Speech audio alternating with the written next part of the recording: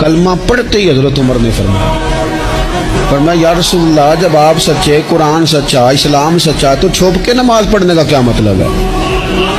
فرمایا ابھی تعداد ہی کوئی نہیں، 40 تو مسلمان ہیں۔ عرض کی حضور مہربانی کریں نا، آپ صرف اجازت دیں۔ 20 لوگوں کی صفیں بنا دی گئیں، ایک صف کے آگے حضرت عمر ہیں، ایک صف کے آگے حضرت امیر حمزہ ہیں۔ جناب عمر کہنے لگے چونکہ آپ اللہ کے رسول ہیں تو لہٰذا نماز بھی آج اللہ کے گھر میں پڑھی جائے گی۔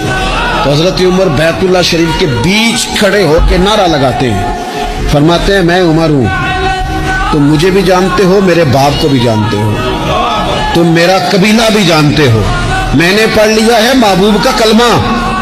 اب جس نے بچے یتیم کرانے ہو اور اپنی بیوی بیوہ کرانی ہو وہ آئے اور مجھے روکے۔ یہ محبوب اللہ کے ہیں اور گھر بھی اللہ کا ہے، تو نماز بھی آج اللہ کے گھر میں پڑھی جائے گی۔